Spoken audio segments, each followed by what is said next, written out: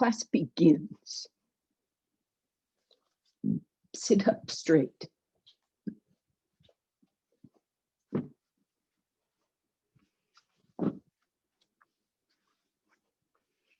Locate the ground, the earth.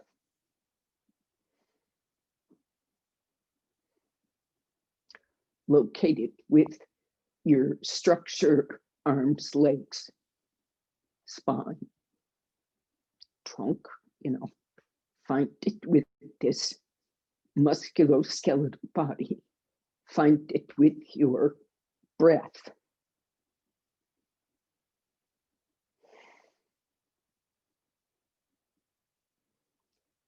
Find that ground with your senses, mind.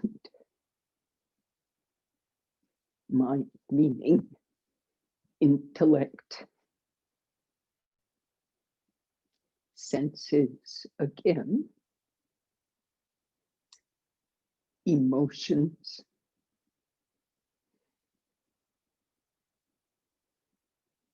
So in yoga thinking, everything physical needs a ground.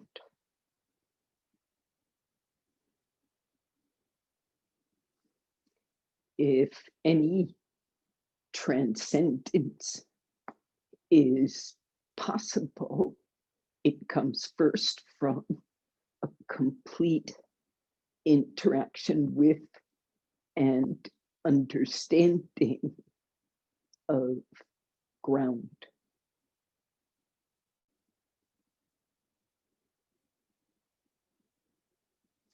Join the palms.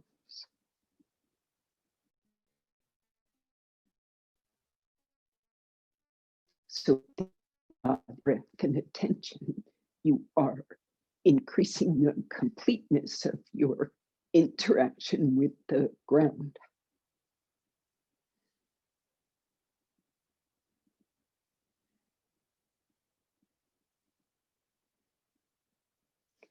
So after forging those pathways, bring the attention back to the heart. And forge those passageways, body, breath, mind, senses, intellect,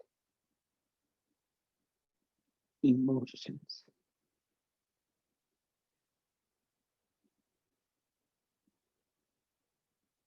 Settling there, pay homage to this practice. Pay homage to that root teacher of this yoga, Patanjali.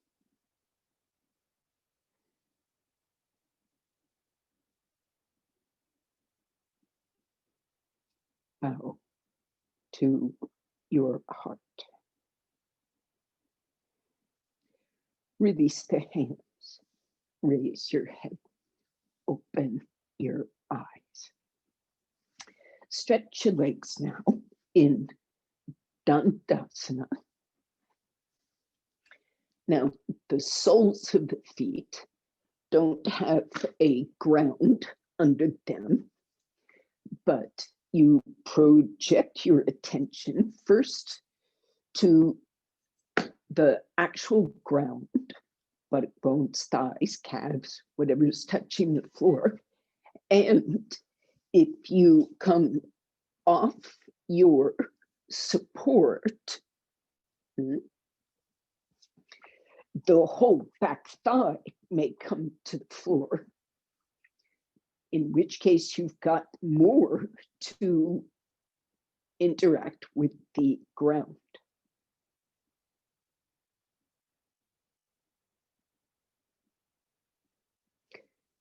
Keeping your contact with the ground, stretch out toward the feet. In my experience, making that lengthwise stretch to the ground through the foot actually improves my contact with the floor, the ground. Do both. Good. Come out. Go back to sitting, but change the crossing of the legs and turn, beg pardon, to your right. Maybe you need to take some kind of support behind you so that you can maintain the action of both arms to lift that trunk. So the arms also contribute to elevation. And turn. If the hand is on the floor, it may cause you to be unable to complete the lift, right? You've raised ground level. Come up tall. Turn. Keep the ground through both buttocks. Spend a bit of time there. Connecting body, breath, attention, all the layers of mind. And in this very trying time for all of us, see that the emotional state is also grounded. Use your breath. There's so much worry. Grounded. It's not going anywhere, this situation. But you must keep yourself clear. So use your breath as a form of kriya, a form of clearing, grounding, exhaling. This helps the rotation. It helps the grounding. It helps the lifting. It helps the breathing. It helps the thought. It helps all layers come out carefully. Sit straight. Fix any kind of residual twist and change sides. Go. Make sure you really do fix that residual twist. Sit straight. Even body, breath, mind. That's the shorthand for like that list of go. When you're ready, keep the arms working to lift that chest.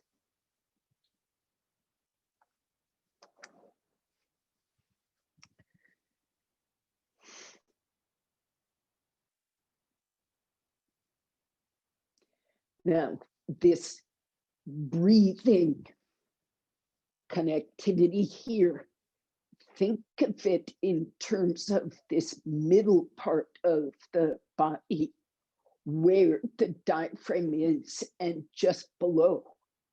So as you're turning, just observe that happens to be the zone where a lot of the actual rotation is occurring. But you need to maintain breath, even though it feels a little obviously skewed to one side, right? There's more breath on your left side now, at least in the chest. So that's inherent in the pose, but connected to the spine, connected to that breath that is, to the spine, to that whole zone. And out you come. Stretch your legs. Change the crossing. Let's see.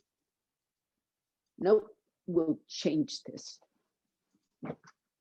Sit in Virasana. That would be, if your knees are stiff, you will join the feet, shins, knees, and you'll sit in this little more protected version, Vajrasana. And if you can do, you will sit in the complete version, even if that means sitting on a support. So you've got your choice of a Vajrasana that suits you. You will need, if you are not sitting on the floor, you'll need something behind you.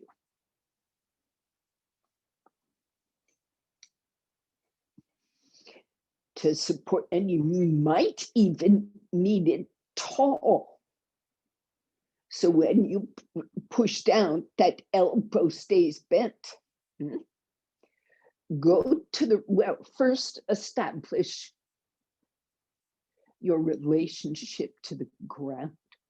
This is kind of an interesting pose because it is sort of designed to be able to give you lots of sort of open uprightness.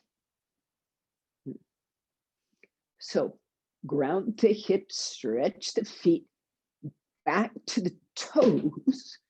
It's just like Dandasana, stretching forward, going toward the feet helps the whole leg ground.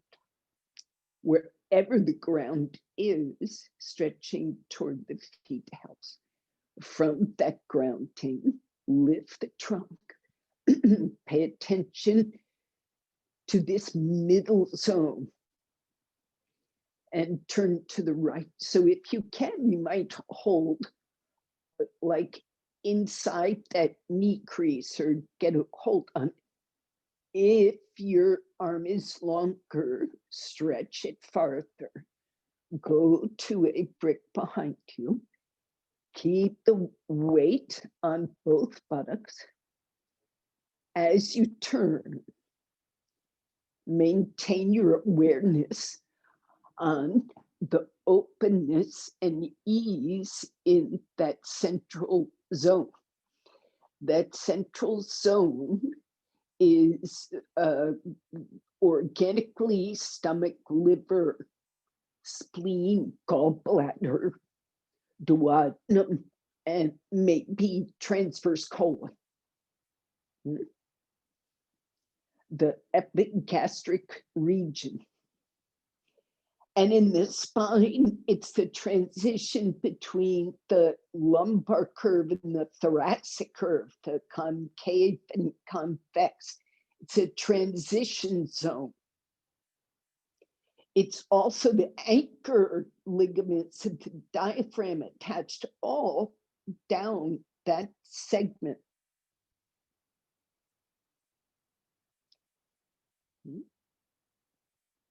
Release, come out. A thing to notice about twists here, you're not twisting right now. So you can feel the possibility, in some cases, the reality that both groins, both sides of the abdomen, both sides of this, right, middle zone, both lungs, etc., you feel symmetrical. Now, when you turn, go back to your first side, just so we make sure we have that imprint on both sides. Go back to your first side. And as you twist, you'll notice the left groin stays open and the right chest, right? So like the opening line becomes diagonal. Do you notice? And that middle zone has to connect the two freely, keep space freely. that middle zone doesn't feel those expansions the same way. It's kind of interesting. Now, come out. So when you turn, you may feel that diagonal the same way or differently. Be observant. First, even things out. Stretch through your feet. Get the grounding as much as you can. And when you're ready, you begin the turn. Arrange this brick behind you to be able to use that arm.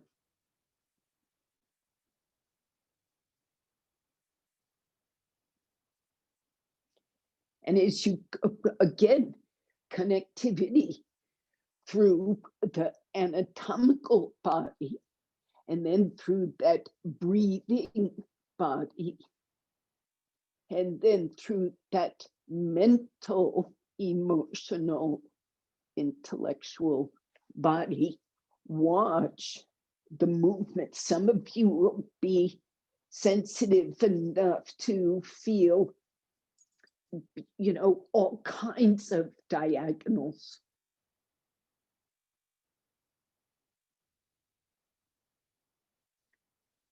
Neurological diagonals. Keep that middle zone connected both to the breath and to the spine. And slowly come out.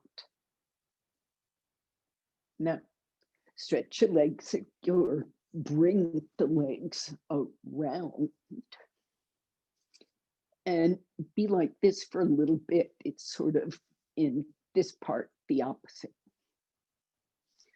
Pull up your toes, push down the heels, hold on to your shins. It's like malasana, sitting on a brick maybe, or on the floor. Okay, and then stretch. Now, Adho Svanasana. Feel free to use support under the hands to get, if you bring, let's see, I have to shift the camera.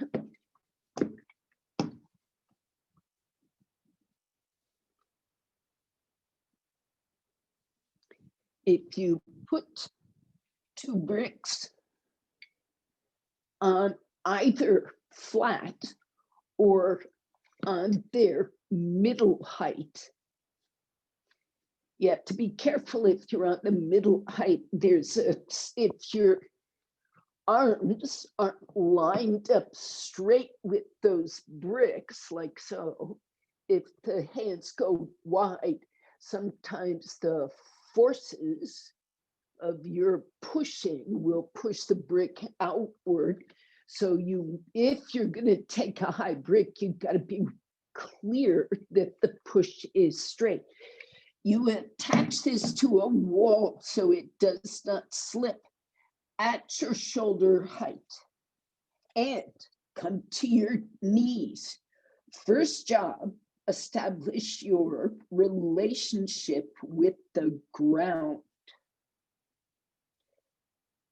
Anatomically, with your exhalations, in particular the exhalations, and pay attention to that middle zone and its freedom to breathe, and the mind. Then exhaling helps maintain your relationship with the ground. Body, mind, breath, emotions, intellect. And so from that ground mindedness, the pose goes up. The pose lengthens. Lightness comes, on the other side of the groundedness.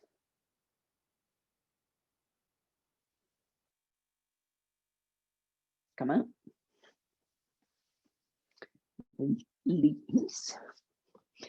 So you're gonna try it again.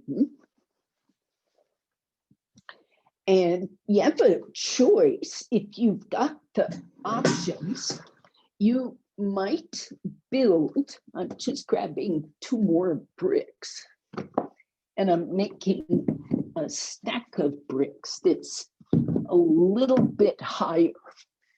Do you see that? It's like, in theory, it really could be higher still. You know, you people who've got these stools that are of an intermediate height, a little bit obviously higher than these bricks. This is a good height. Okay. So bricks are a substitute if you don't have an intermediate height, something that's like what we might call a cubit. So something like that. Anyway, point is, let's say it's just bricks. Hip width bricks. Here is your foot. Here is back heel, front heel, also known as back arch. Here is the front arch and back to the base joint. And here's the front to the base joint and the toe, just so we're clear. So it's this part of the foot that you've got to put on the edge of that brick, so that your pressure is pushing it toward the wall as well as toward the floor. And then find the ground. You see how my heels are up. So you've got to get on that front edge of the brick. Take the heel, Suzette, off the wall. Probably best if you can go to the front edge of that device. See how, yeah, turn it either way.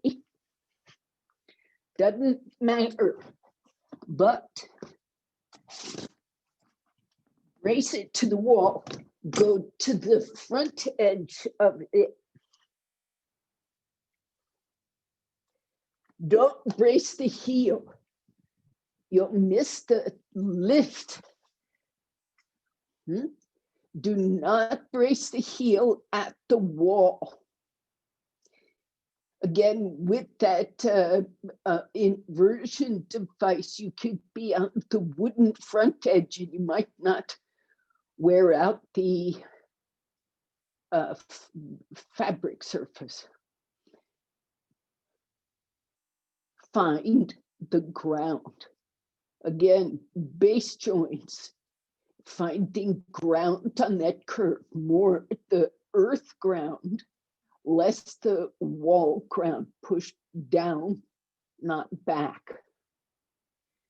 Don't go to Suzette, you look like you're on the arch side of the base joints. Go to the front of the base joint so that when you, here, I'm on the wood, so it's very clear. This curve is useful.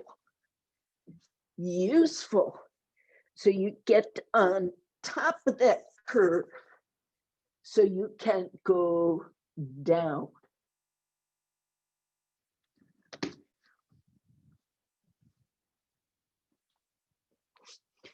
find the ground. Okay. Most of you are cooked. So please come out and rest. I hope you have a sense of maintaining that ground, not being distracted by props.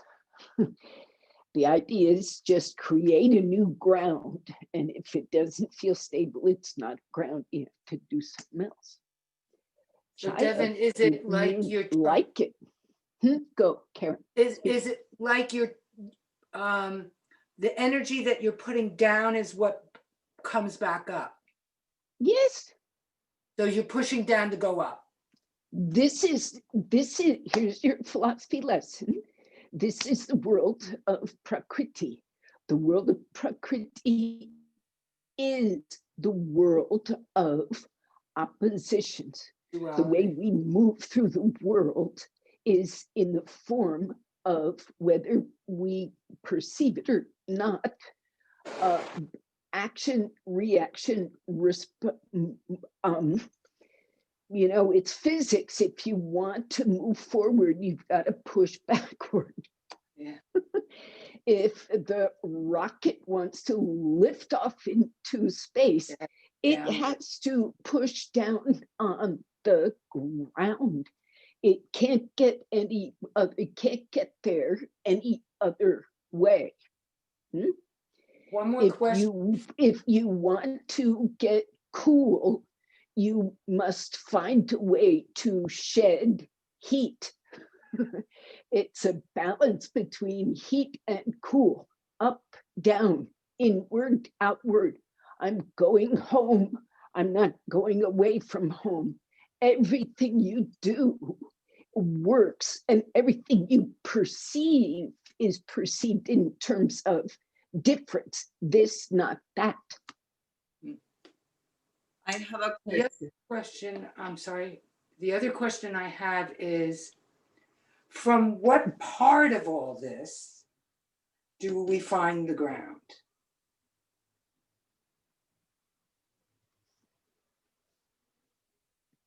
Does it come from here? Does it come from here? All of it. Okay. Yes. I have a question. For me, this posture feel heavy. The sensation that I have with my body is that I'm heavy into the ground. And there is no lightness corresponding. That's the question. Is there? I don't think so. Let's see. I'm looking for that. Maybe. All right. Stand up. I let it see if we can find it some other way. Because it's there. Let me just ask. Show of hands. Did anybody else have that experience of no lightness following the grounding? No corresponding lightness? Was that true for you? Or did you get lightness? Did you get down and up? Yeah, I am for lightness. I press my tummy little inside. I press my tummy inside, and my weight lighter than the before. Before it was heavier. I press this part like softly going spinal cord, so it came light. Okay, I can see how that would work well, because this zone is also the connector. Like it organically, it's this zone. navel to diaphragm, but it's also the spine zone. So it goes back, and when it meets the spine, it spreads up and down. It's your connector to the whole spinal column. And I believe if you connect it to the grounding, to the lift and spread of that spinal column, you might feel pelvic lightness, whereas the pelvis is usually the heavy part. Try. See, this middle zone is also the spine zone. Think like that. Take your height under the feet again.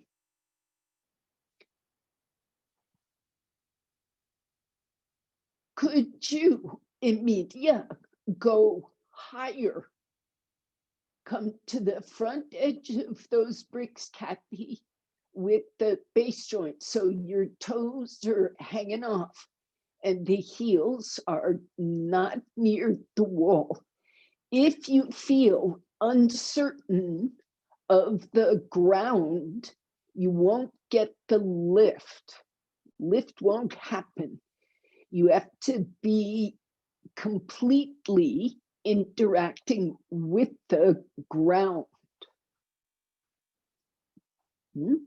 Stretch through the arms, locate the pelvis, abdomen, and breathe, connecting that middle zone to the spine. You're not trying to bump the spine backwards. You just connect to it and stretch from there, out the arms to the ground, out the legs to the ground. Keep breathing. The signal of lightness is the amount of breathability, the amount of the sensation of freedom of breath. Yeah. So I feel lighter on my back half, but I'm putting a lot of weight in my wrists to get that. Unpleasant weight, or is it like the bones carry it well? Well, for me, it's It's- unpleasant because I have arthritis, but probably for then- somebody else, it might not be. There are a couple of props that might work for, depending on where the arthritis is, but you can take something like a strap, and you see how I'm kind of folding it neatly, and I make it a certain thickness, and it'll go off that very painful, if it's, this kind of thumb arthritis, you take it off the base of the thumb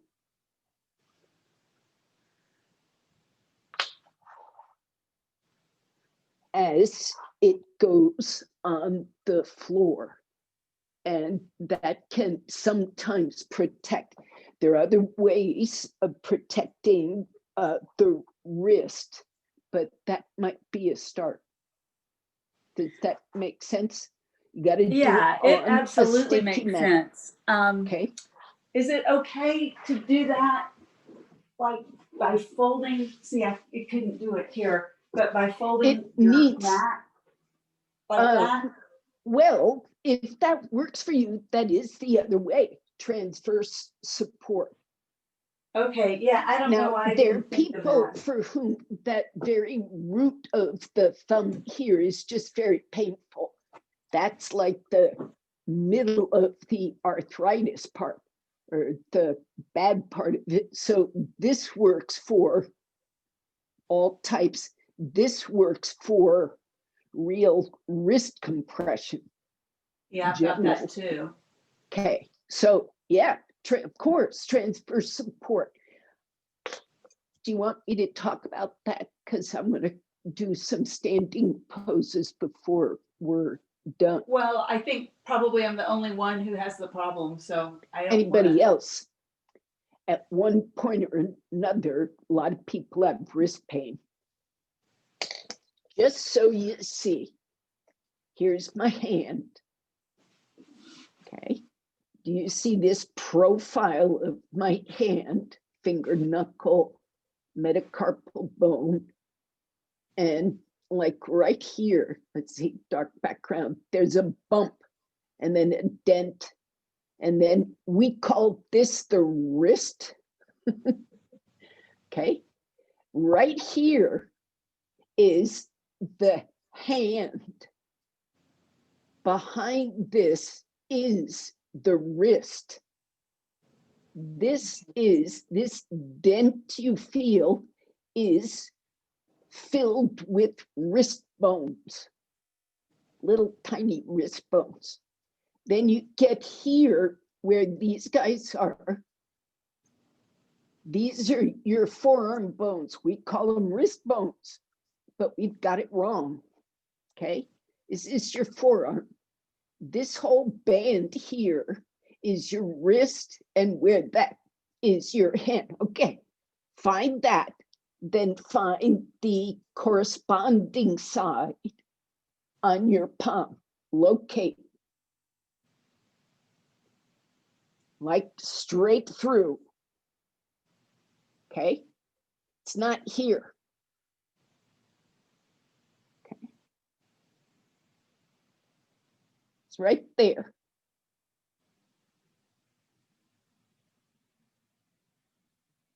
Okay, you're not trying to support your palm.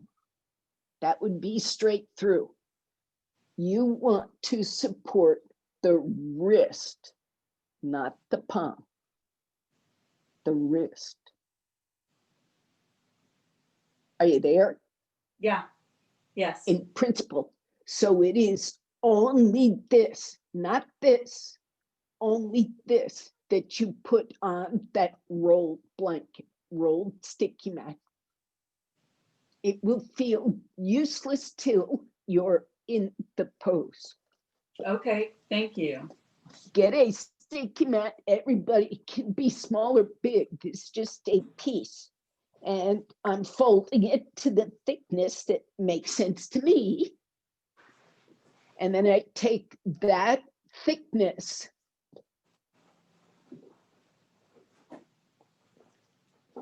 Let's see. Take that thickness. And watch what I do. I turn my hand like this, and I put those forearm bones on that thing, and I drag forward. See how I'm wiggling, dragging, so that guess what? My hand, do you see it? Goes to the floor, and only the wrist bones are supported. Yeah. Try it with both hands. You've got to make it so that that sticky mat roll is dragging your wrist toward your forearms, and your palm stays on the floor. So you push hard on that. You maybe have to start again so you land in the right place. And then ground that palm, same instruction. From your brain, the whole arm participates. Both those forearm bones equally stretching, all hand bones. And you come off the, don't use the bricks, do regular dog. Just go from where you are. Okay, Kathy. Yes. Don't speak. Is it okay? Is it Yes, an it's great. improvement? All Yes. right. Wonderful. Thank you. So keep integrating.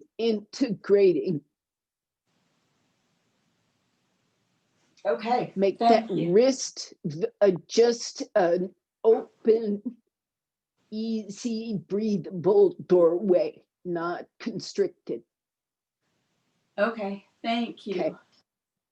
All right. Let's get a standing pose in. I want to do a standing pose. So take whatever support suits you, a brick, a chair, because what I'm focusing on this week, I've already revealed, is your sense of the ground and also its connectedness to your ability to breathe. So I could rephrase this and say that, yoga is body, breath, and mind, all interconnected. And I'm getting you systematically working through a particular connection between the ground and this middle zone, this neglected middle zone, which is connected to the spine. Get your bricks where they're going to be useful to you. Take support, meaning back to a wall if you need it, and separate the feet.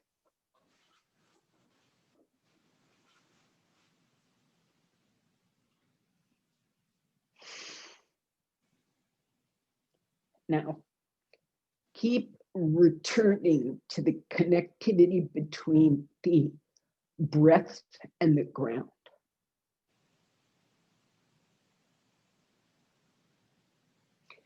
And stretch your arms toward the ground. And turn the right leg out, just spin on the heel. Now, there's this immediate alteration in the connectivity of the breath.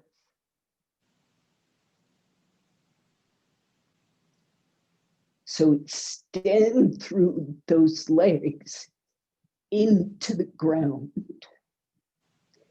And from that connection, reflect back in, reopen those passageways outward and inward.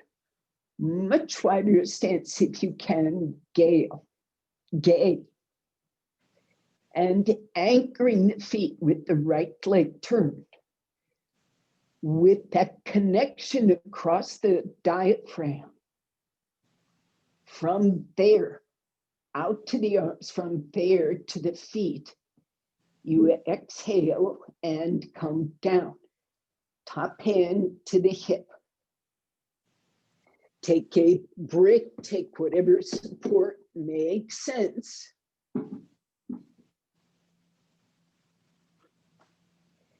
And that support too is a ground.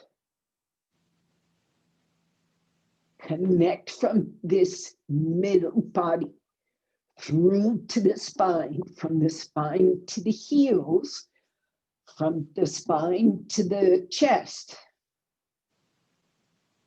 Now it's like a twisted wave. This middle zone adjusts to turn those ribs to face the ceiling. And you stretch your top arm away and then up. And push those arms away from each other. And see if the spaciousness and breathability inside the chest, inside abdomen, chest, neck, head, is there freedom there, or is it heavy? Stretch the arms to the ground, stretch the legs to the ground. Now prepare to come up, mental, physical, emotionally grounding. Inhale, come up. And turn the feet, rest the arms briefly, regain your sense of evenness.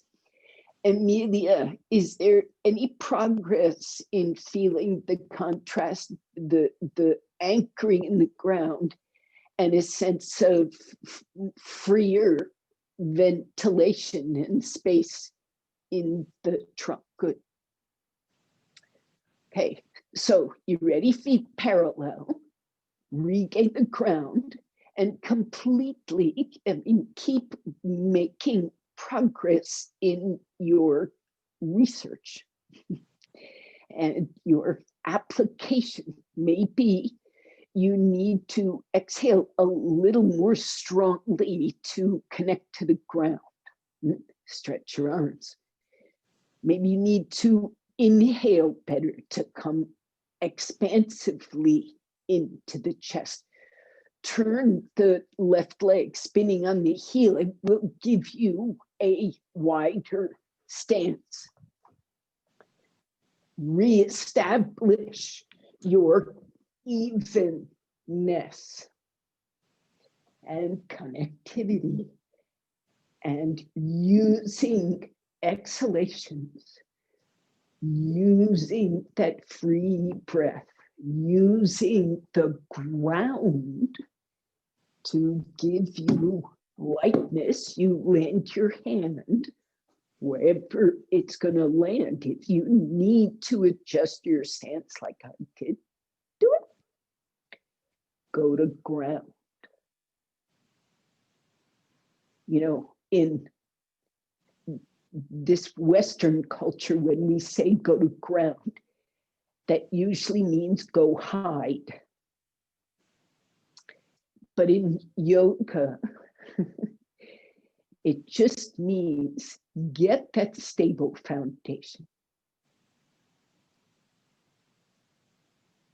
And from it, you can act. Lift that chest, connect to the breath, observe the differences, left side, right side of the pose. Then you've got to rotate the same way we did. Keep that rotation open. There's no requirement to turn the neck and head unless there's freedom, but stretch the arms. Stretch the legs. Keep connected and free. Light in the chest. Light in the abdomen. Now prepare to come up. The more grounded you are in the legs and arms, the easier it'll be to keep the trunk light coming up. Turn the feet, bring the feet together, stand there. The feet can be apart. It's easier to get a big sense of the ground, not like a tiny sense of the ground. This is mentally, it starts out being a pretty limited view of the ground. And as you take the feet apart, you start feeling the expansiveness of it. So use your mind and senses, whether the feet are apart or together. I'm saying it's easier this way to feel the whole ground, not just the you-centered part of the ground. Try to feel all this ground. Use more senses. Okay, so this means we're going to put that sense of expanding your sense of ground to the test. I'm going to one side so I don't shoot off in the wrong direction. Sorry, got to move my sticky out a bit. Okay, so I'm going to take Trikonasana. And I'm going near a wall because I take that sport. And I'm doing it the same way, you know, I'm heading toward Ardha Chandrasana, so I get completely grounded. And going into that ground, my sense of the ground isn't just through my feet, but I'm aware of the ground between my feet, on either side of my feet. The sensors of my feet spread horizontally. Now, when I bend this knee to aim for Ardha Chandrasana, my sense of the floor is spreading. My sense of the floor expands. And when I move this hand forward, the floor expands more between that foot and that hand. So when you come forward without hitting your support, your sense of the floor is enormous.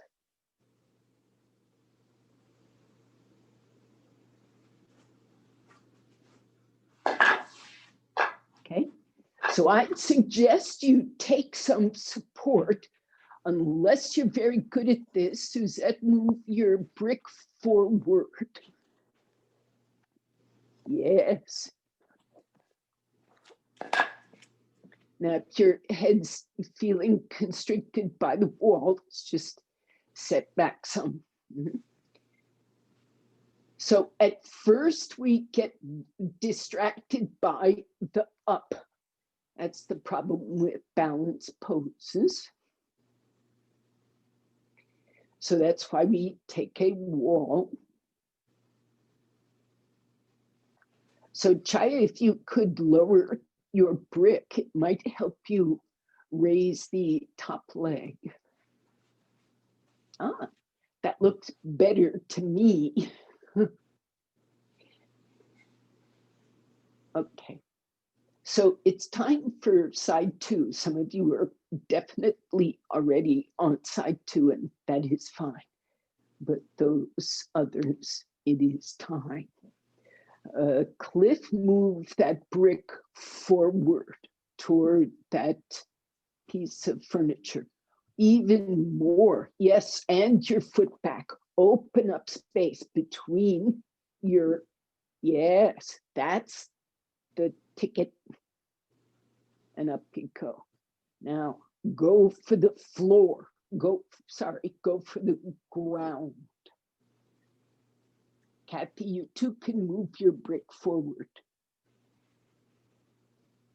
Yeah, there you go. Now the ground is different. You could even go slightly more forward with that leg. Yeah, and hit. Good. Focus on the ground. Focus on this abdominal breath.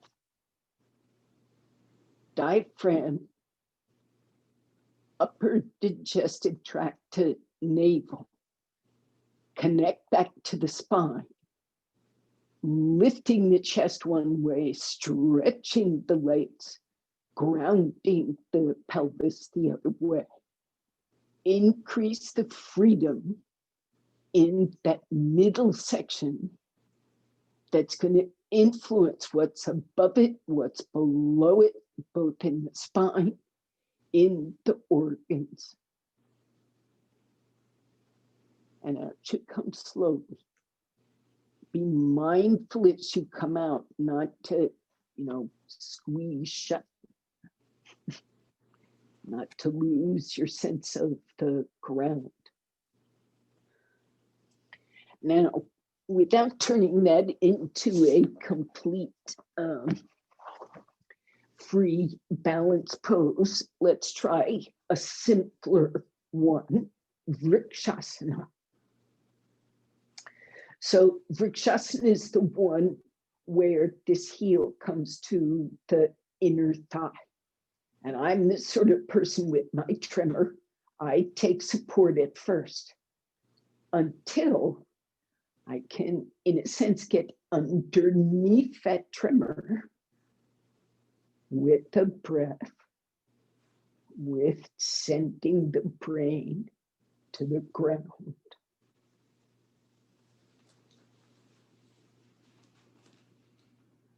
So that I can let go without a grip. I can keep breathing.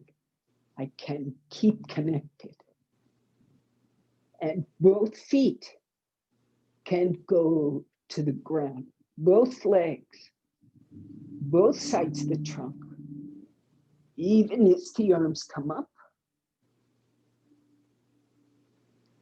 the brain stays grounded.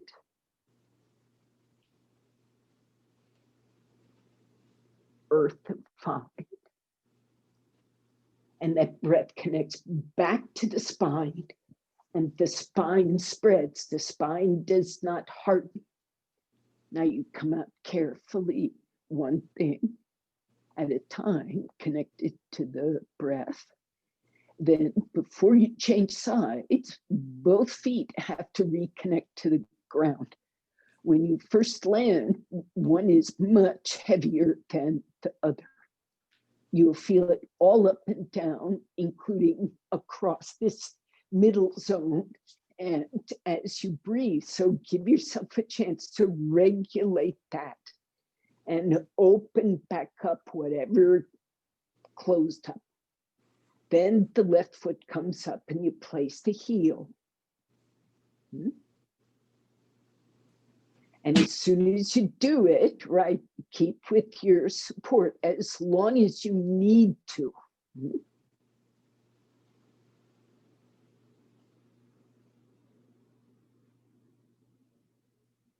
The mind has to change its orientation. And until it does, that's what props are for. They help, hopefully, guide instead of distract.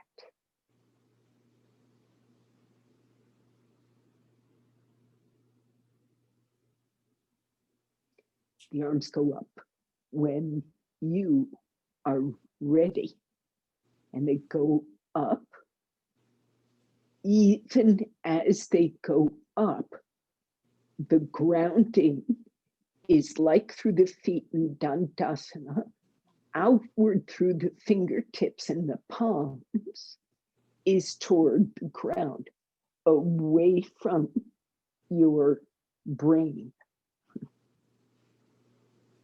And you stretch up tall, staying awake, staying grounded in the brain, breathing middle section into the spine, spreading down, spreading up. Now you come out one thing at a time. Arms, legs first, you pick.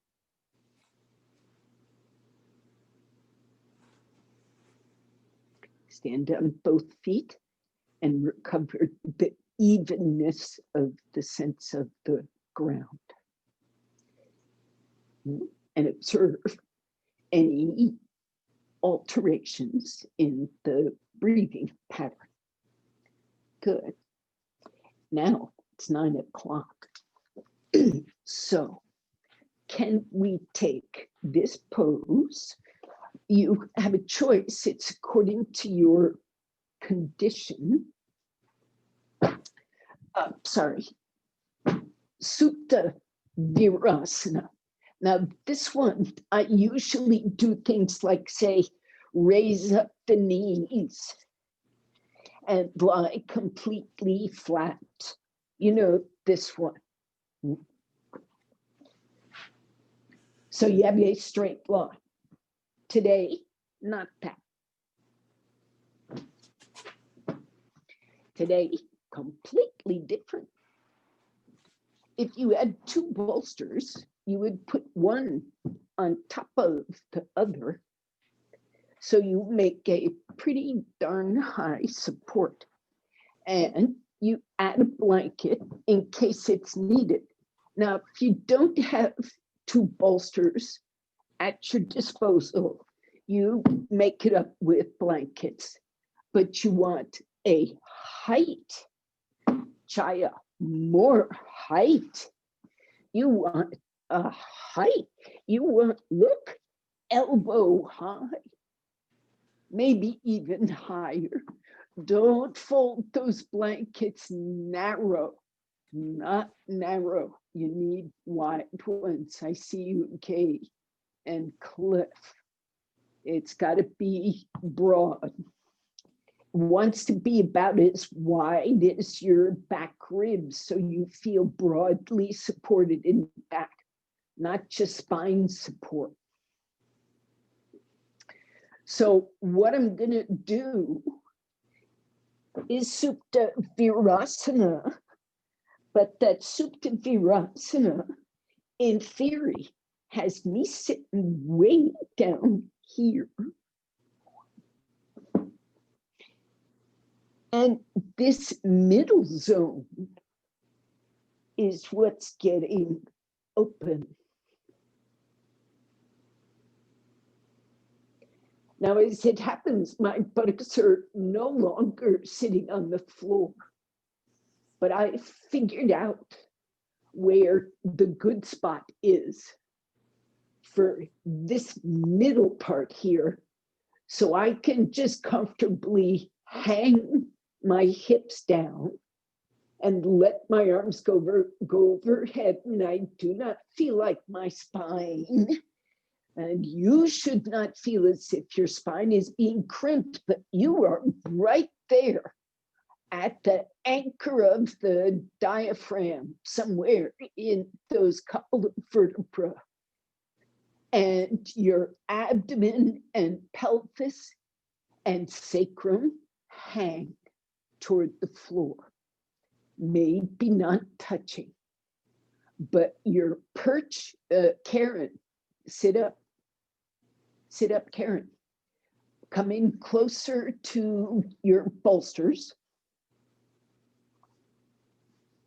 Then with your hands, pull that top bolster into the root of the diaphragm. You see, you need it a little bit higher. So put a blanket on top and then push it, keep it against your back ribs as you lie back. Yeah, do that. Sit low, don't perch your hips on the lower bolster. They will find their own way. Now the rest of you, if the arms can go overhead, make full use, hang the buttocks. And go way up high, Karen. Push that bolster down and lay your chest horizontally on top of it. And if I miscalculated with that extra blanket, then I'm wrong and you take it away. But that looks better to me. Are you comfy? You all should feel as if your stomach is being spread out. The top of your stomach is way up high on top of that bolster, and the bottom of your stomach is hanging freely down.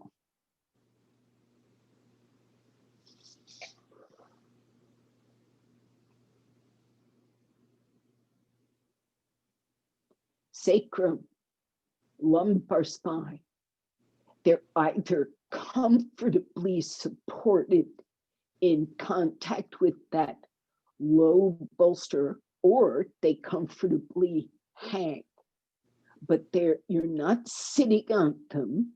You've got as much space as you can create and kind of suspend in that abdomen and pelvis. Aha. You will feel that difference. Now, Suzette, if that bolster is very close to the lumbars, you should be off and the top corner of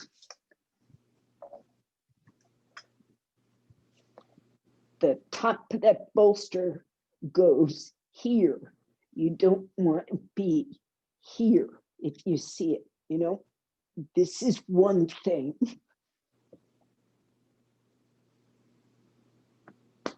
And this is another. So it's very targeted to that same zone.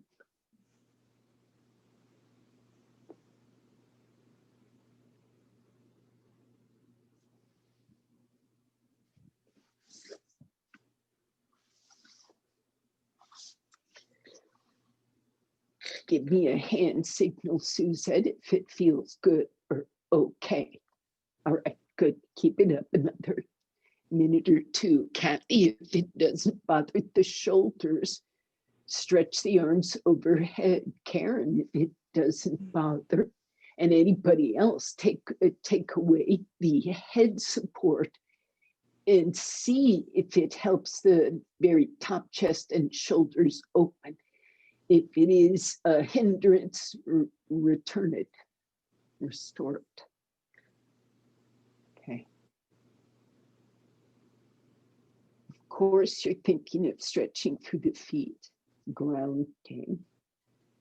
Let those hips hang. Yes, you're breathing in that middle zone that's being so, you know, it's getting attention called to it. Now, come up slowly. Arms come back by the feet. The hands push on the floor near the feet, and you sit your hips down, lifting your trunk up.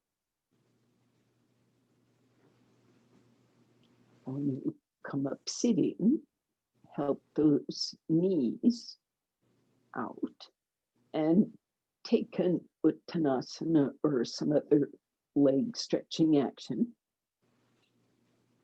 And the work is, as always, to seek the ground.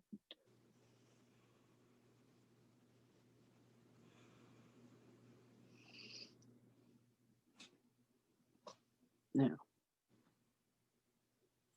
I do get that some of you experienced over time some middle back discomfort. Is that true? Yay, yeah. When there's a lot of stiffness, yeah, when there's stiffness in that middle back, you've got, I'm going to suggest that you make a much wider support. You opened your blankets a bit, but like this, they should be really broad.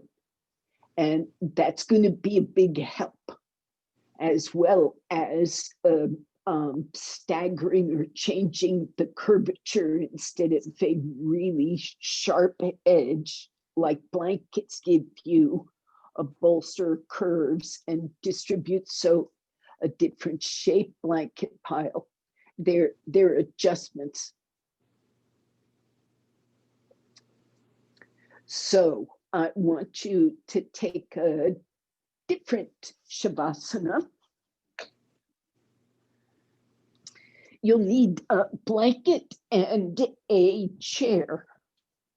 And of course, the chair could have a blanket on it or a sticky mat because it's cold out. So keep yourself warm. And you have a second blanket for your head.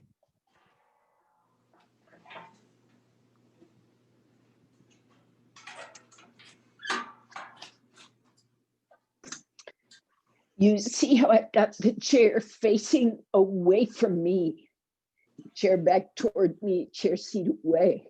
That's preferred. It's quite interesting how it's different. Put your calf right up to that chair and tuck your buttocks in and lie back. Then, after you're in position with these knees touching, the chair seat, you want to see if you can ooch away with your pelvis so that this groin hip socket loses the sense of compression. If you're in close, the weight of the leg falls toward the pelvis. And if you're just away a bit, it releases the pelvis from the leg.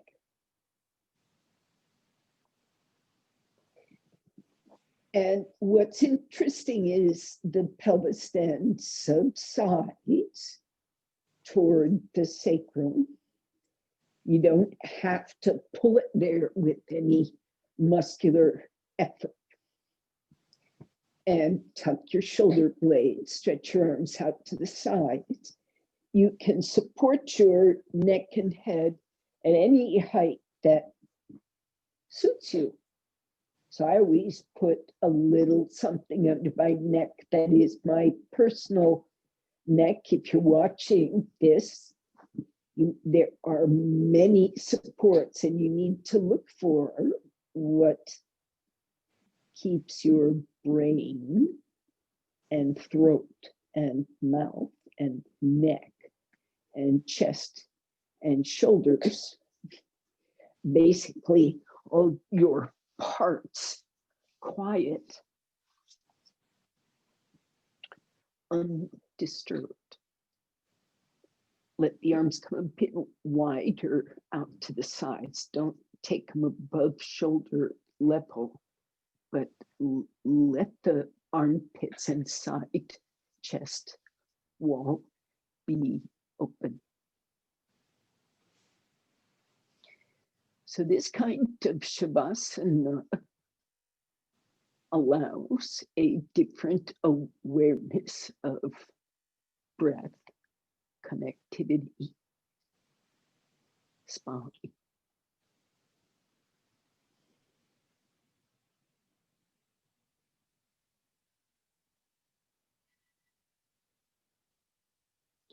Now, keep yourself in a exploratory relationship with the ground. By that I mean the better contact with the ground you have, the more information you have about yourself. So the main connector between the ground and your body-mind connection is the breath.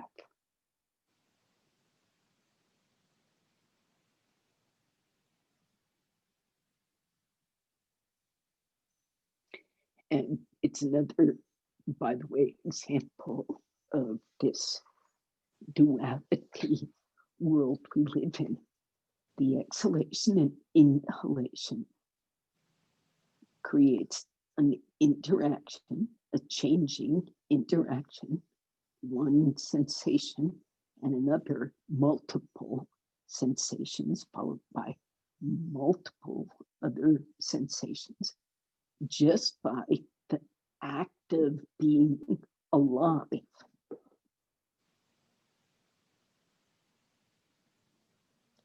And it's that changing interaction between this one thing and this other thing that informs you about the world, informs you about yourself, and is the way you act in the world.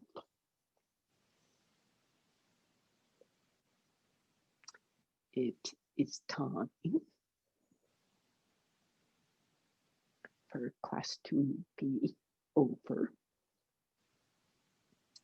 You may stay here, continuing your meditation on exhalation and inhalation. I myself, you may also come out. I myself have to join my palms and say Namaskar.